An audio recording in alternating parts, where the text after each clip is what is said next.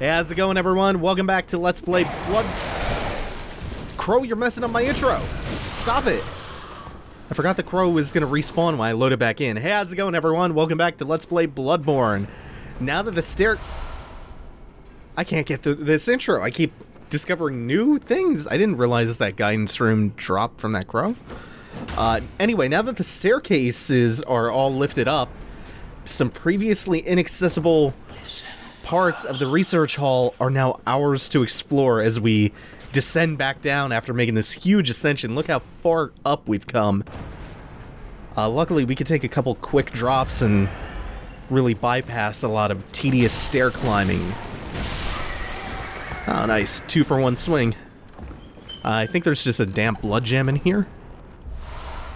Fine strike, damn blood gem. Cool, cool, cool. So we have some awesome stuff to look forward to in this episode. We're going to clean up the rest of the research hall. You have to watch, there's no safety rail here. OSHA does not approve. We're going to run past a lot of you. We'll get to the elevator and take that down a little bit. We're going to be cleaning up the rest of the research hall. And then... Are you... No. Okay. His model just died there. And we are going to fight some fucking amazing bosses. You can see that broken staircase now leads to the giant double doors. That leads out to a boss fight. We don't want to take that yet. We actually want to descend back down to the first floor. Doing a couple of careful drops to speed this up. We could go there now.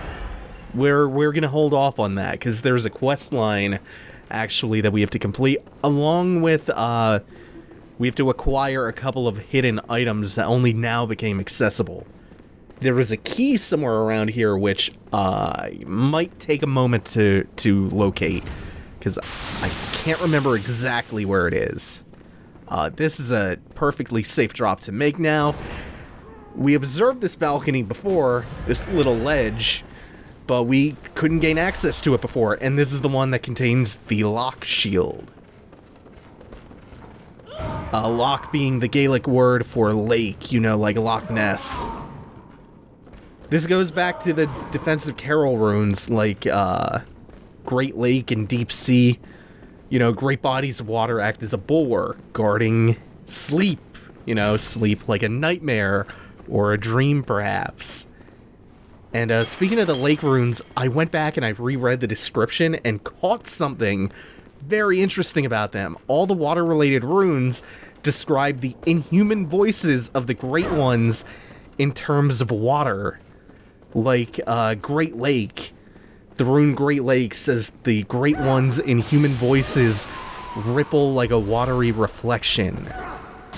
And all of these... Oh, is this the key? Yeah, it is. Okay, I found it. Whoa! By accident. He smothers me in poison. That's not too bad, though. Just a little blood vial. I have my antidotes hotkeyed, so not a big deal. Yeah, the Great Ones in human voices ripple like a watery reflection. All of these enlarged heads are talking about drip drop and splish splash, and listen for the soothing sound of water, and this watery sound that they can't seem to hear, but it's calling to them. The enlarged head helmet mentions listening for the sound of water and dripping. The sound of water is the sound of a Great One. They're listening for the call of Great Ones. This all makes so much sense now. It's such a cool revelation. Now that we've ascended the staircase, things are a lot more dangerous down here on the first floor. There are now a lot of these enlarged heads. Some bound in straitjackets, others just very agile. I don't want to attack him. If I had attacked that scurrying beast, I might have hit you. I'm still not convinced that this guy is totally unimportant. I feel like there's going to be a secret with him discovered down the line. In fact, let me try this. Oh, no! That didn't work. Okay, we gave it a shot. I'm sure something with him will be found down the line. And that will be the basis for some kind of bonus episode in the future. So this place is a little bit more dangerous now. It's got more items which drop down. It's got 2 scurrying skull beasts, but what we're here for is Adeline. Please, I need... Oh, thank you. You're terribly kind.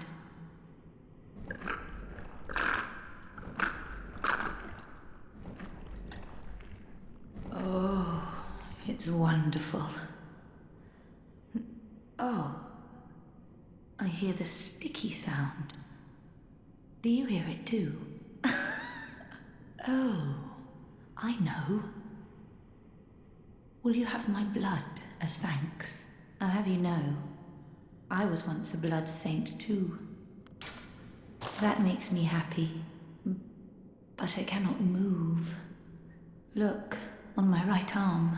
I'm sorry to trouble you, but you don't mind, do you? The sound she makes is viscerally unpleasant. Blood taken from Adeline, patient of the research hall. Adeline was originally one of the blood saints who received treatment by the church to cultivate worthy blood. Adeline's was one of the few cases that turned out favorably. I wonder if she might have some relation to Adela the nun. A lot of their names are so similar. There's Annalise, Ariana, Adela, Adeline, Agatha, a lot of A names. Key to the cell below the Grand Cathedral. Hunters are held within the underground cell so that things better left unseen and knowledge better left unknown will decay quietly. And then finally the Loch Shield, which I forgot to look at. An artisanal shield crafted with blue glass, originally used to safeguard the leader presiding over a sacred healing church ceremony, and later supplied to tomb prospectors, in particular those exploring the Labyrinth of Iz. The blue is fashioned after a lake, and the shield greatly reduces all forms of non-physical damage. So this is a shield that specializes in reducing bolt damage, fire damage, and arcane damage. It's for physical damage, it's weaker than the wooden shield, but again, it's used to mitigate magic damage. And again, the Labyrinth of Iz is the Chalice dungeon where you fight Abraitis, and where she was presumably first found by the church. So what we're going to do to advance our quest, we are going to respawn at the lantern. I'll cut all the loading and all that stuff out, so I'll see you in a sec. Oh hey, it's Simon again. Oh, hello. Not a pretty sight, is it? The true face of the blood-worshipping, beast-purging, healing church. But that's not all. You seek the secrets held by the nightmare, do you not? Then here's what you must do. Climb the Astral Clocktower and kill Maria. She hides the real secret. Go on. Kill Maria atop the Astral Clocktower. She hides the real secret. Go on. Simon again being very elusive with the details about this deep dark secret the healing church is hiding, although now we know who awaits at the top of this. Maria. Oh, there you are. How did you find my blood? A touch more? Should it please you? So we're gonna accept more blood. Oh, hello again. I'm very sorry. As I was a blood saint, I cannot break the tenets of the church, even for you. Once you've run dry of blood, come visit me again. So we're gonna do that again. We're gonna use her blood, we're gonna respawn at the lantern, and we're gonna do this a few more times in order to advance her dialogue until she starts asking for more brain fluid. So this part's gonna involve a little bit of cutting back and forth and cutting around for convenience sake.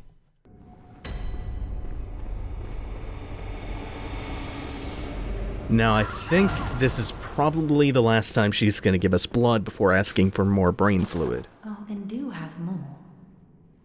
The sticky sound guides me, and I have you to thank for it. Yep, so we'll take her blood and use it again. Never approved. but I am proud to have been a blood saint.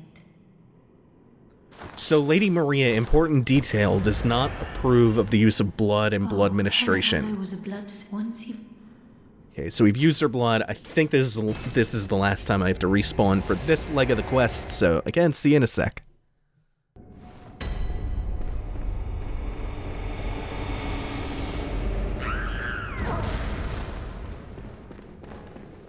Hello, please. Somebody, I need help.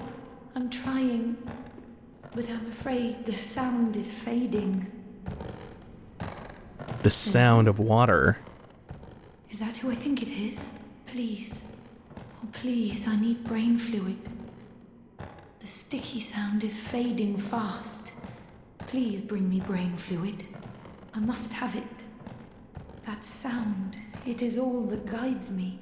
Without it, I'll be sent back to my former, lesser years. Yes, that's it. Let me have it.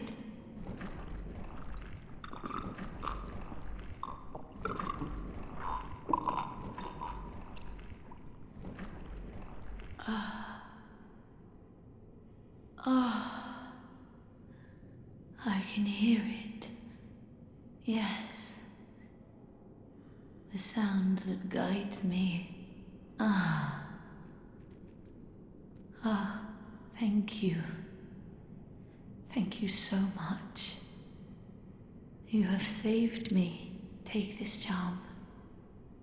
Lady Maria gave it to me, but it is all I can offer, other than my own blood.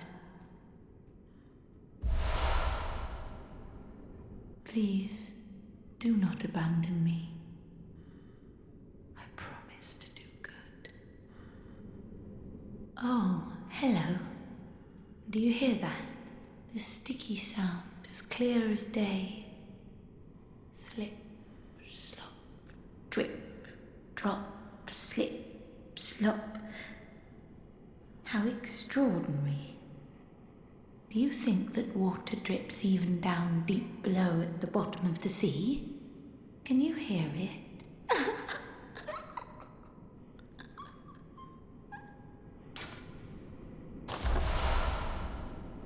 Drip. It's an interesting question she poses because we've kind of been to the bottom of the sea. Rom's little lake dimension. And 2 brain fluids are sufficient for us to give her another key. Lady Maria of the Astral Clocktower gave this to the patient Adeline. Maria had hoped Adeline would find comfort in the faint breeze carried by the scent of flowers from the outside, but Adeline couldn't fathom her intentions. This is the key to the balcony on the first floor of the research hall. Well, we're on the first floor of the research hall, so let's take a quick little detour and see what's out there. Oh, and get this guy. So to complete Adeline's quest and get her final reward, we need to bring her 3 brain fluids. So we got 2 before. The third one is a little bit trickier to get, but we will get it. Have no doubt. Also, this area should again look very, very familiar to you. This is the Lumen Flower Garden, where in the waking world we fight the Celestial Emissary. And if we could progress further, we would be getting down to the crypt in the back of the Healing Church where Abriatus presides over the altar with the petrified Rom statue. So, what we know... By the way, I put the Loch Shield on because there are a lot of little fuckers in here who like to cast magic at me, and I don't feel like dealing with that shit. What we know is that the brain fluid was a very early, crude attempt to impart eyes on the inside, or insight. Insight was how the church believed they could grasp the eldritch truth to commune with the Great Ones and beckon them. So, this sound that they're hearing when they consume brain fluid, this watery, inhuman sound of the Great Ones, it must be like just maddening, incomprehensible whispers. but they just seek it out like an addiction. So they keep consuming brain fluid because they have to keep hearing the sound. They have to keep hearing the whispers of the Great Ones through this watery dripping noise. See, I told you these guys were just motherfuckers with their magic spells. I haven't even made that great a use of the Loch Shield. Bloodborne is just such a very, very different game that even when you do, those rare occasions when you do have a shield, it's just, it feels unnatural to use it, to just put it up. I think I can make a break for this now. Yeah, no, you're not doing shit to me, buddy. So, the item that we just picked up is a hunter tool called Black Sky Eye. Ah, man. When you do have the Loch Shield up, though, it does a tremendous job of reducing arcane damage. 70%. Black Sky Eye. It's the projectile attack they've been shooting at us. And especially the hunter, the Vicar Amelia hunter, down in the other Grand Cathedral. Actually, no, this is the Grand Cathedral that we got ambushed by her in. What I would call the truest version of the Grand Cathedral in the Nightmare. A soft eye blessed by a phantasm. They were discovered through Bergenworth's contact with the arcane, but in the end revealed nothing. Deep within the eye lies a vast stretch of dark sky that rumbles with an endless meteor storm. The slightest rub of the tiny orb and the rock will tumble and soar.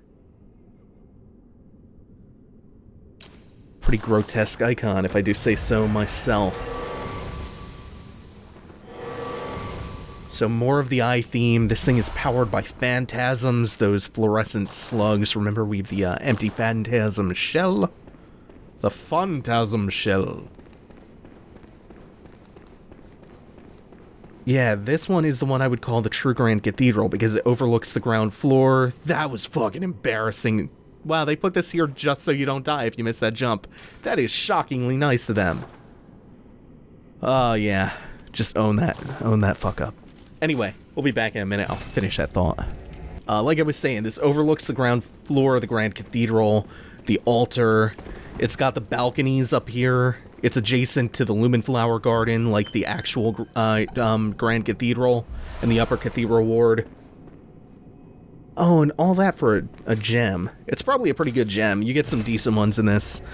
So when we respawn, we will finish up Adeline's quest. Okay, we're back in Adeline's... Oh, she hasn't... Oh, shit. Do I need to get more blood from her? Do I need to get one more round of blood ministration going? Oh, no, I came in here with blood of Adeline that I didn't use yet. Ah, I should have used that before. Okay, well... Let's reawaken one more time. Just one more. Sorry about all this cutting back and forth and running around, but it's the quickest way to complete this quest.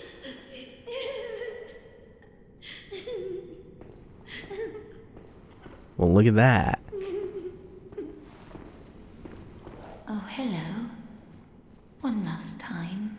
Will you fetch brain fluid just one last time? The murky, mushy fluid that will make me whole. The sticky sound whispers to me.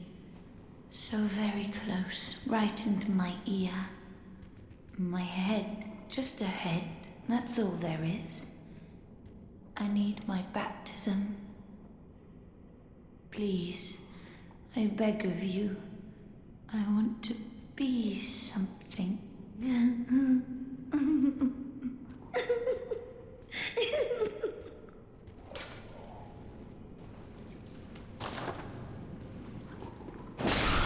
So, now that she's just another enlarged head, we do the same thing we did before. Strike her, take her brain fluid, and then kind of give it back to her. Please, the sticky sound whisper. Ah.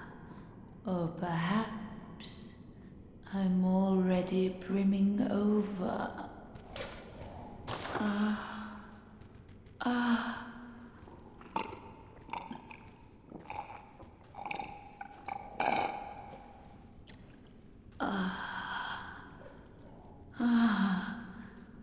I see a shape. My guide, I see your voice. clearly as it bends and bleeds. So she sees the voice. My own revelation. Just for me. Thank you for everything. Really, I used to be nothing. God, she becomes so sad and pathetic. And, that's the last of Adeline.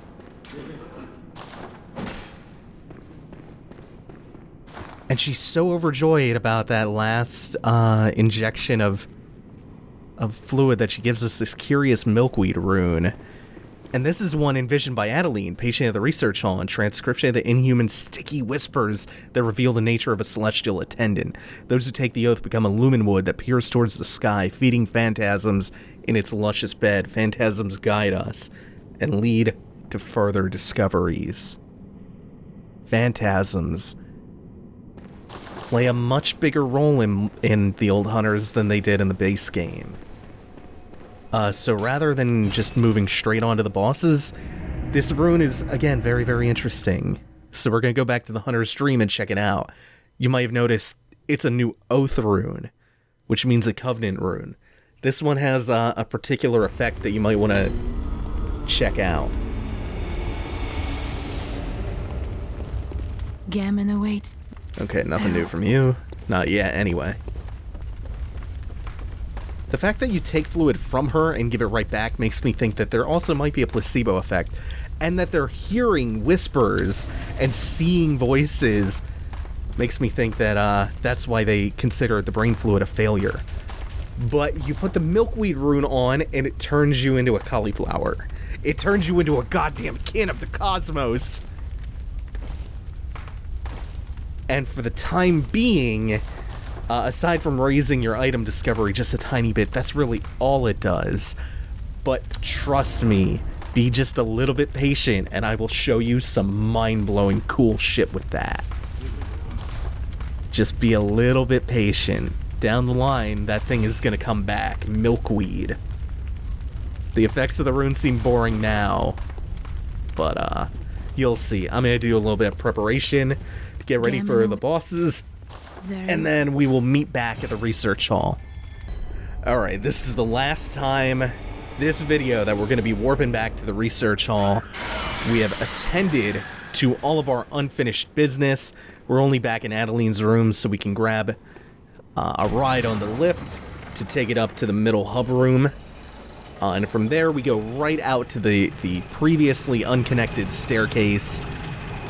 And up the double doors into back-to-back boss fights.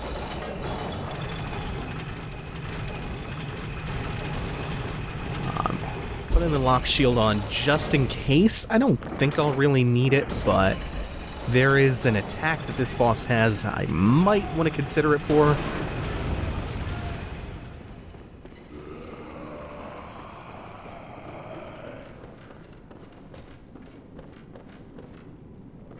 I have failed. Please, Lady Maria. This is the enlarged head NPC that was previously standing over a ledge. We've actually talked to her before. So what do we have out here? A beautiful field of sunflowers, or in this case, lumenwood. Lumenwood flowers. And the living failures, exactly what the enlarged heads are. Failed attempts at creating kin of the cosmos, celestials. Oh, this is going way easier than I expected it to. I'm not gonna need that Loch Shield. 4 of these can spawn at once, or rather 4 can be active at once. Yeah, that's... I might get poked by one of these. That's the attack that kind of fucks me up sometimes. If you get hit by 2 or 3 of their attacks landing like all at the same time, you can take a whole heavy heft of damage. But I'm killing them so fast that they barely have time to keep up with me. Like, I'm killing them before they can even spawn the next one. So this is kind of like a really easy Four Kings, but the lore implications and the arena for this fight are just amazing. And then around half health, they channel this. So the trick to this spell is you look to the sky and you see which direction the meteors are coming from. And then you just run to the opposite side of the big tree in the center of the room to act as a shield.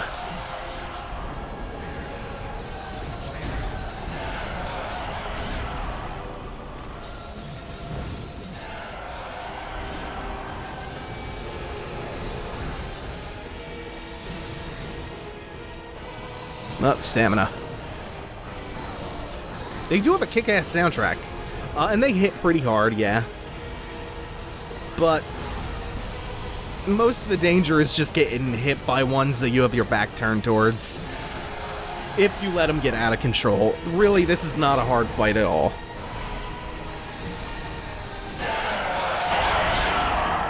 This is mostly just a lore fight or a prelude. I love the look of these sunflowers. They're beautiful, and we get the clock tower key to the Astral Clocktower at the top of the Grand Cathedral. The caretaker of the tower's numerous patients, known to them only as Lady Maria, made her home behind the giant star-interpreting clock. So we'll go from one badass arena straight into another. The attic of the Astral Clocktower to, unfortunately, kill these poor misshapen things caretaker. They've reverently referred to her. Why am I... Whoops. No, I should not be doing that. I'm not ready to leave this episode off. We have one more boss to fight. Force of habit. When I see a pretty vista and I'm deep into an episode. It's a little bit like a Maiden Astraea situation. Except, Lady Maria is gonna fight back. Oh, she is gonna fight back. We're coming up to one of my all-time favorite boss fights in the game.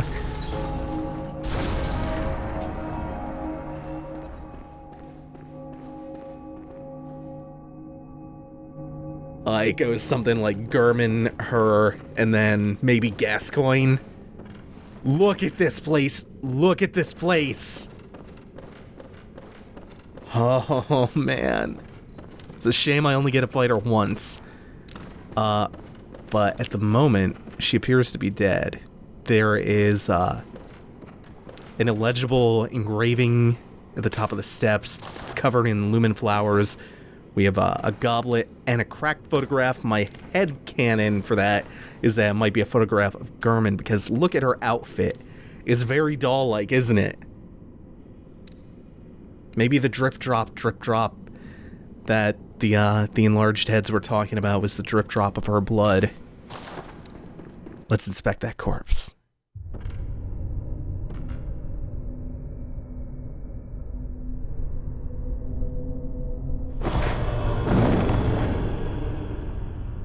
A corpse should be left well alone.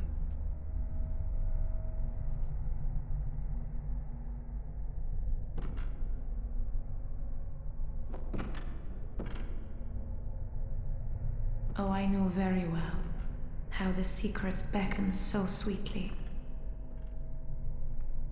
Only an honest death will kill you now. Liberate you from your wild curiosity. She's a fucking twin blade that splits into two swords that she dual wields. Oh, this fight is so cool!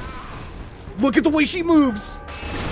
The best, the goddamn best!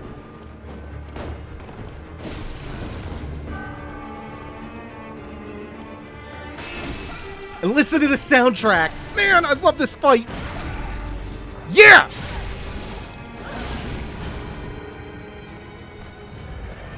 This is too light. So she has some serious connections to the doll from the Hunter's Dream. Oh my god. And she flash steps, she quickens. I'll go way more into lore with her. Probably in the next episode when I'm not fighting her. But, oh man.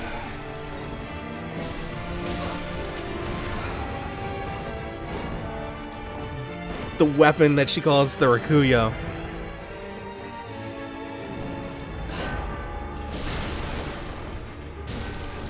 My god, the fucking way she moves. This is the coolest ever. It's like her, Gurman, and the Chikage Hunter. And then Father Gascoigne.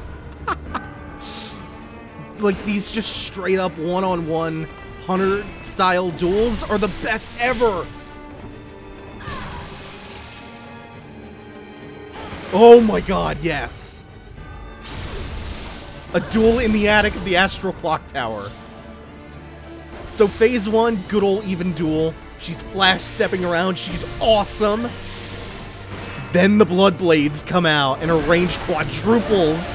She gains these new attacks, her blood can parry you in this phase. It goes up to an 11. Now the music's kicking in.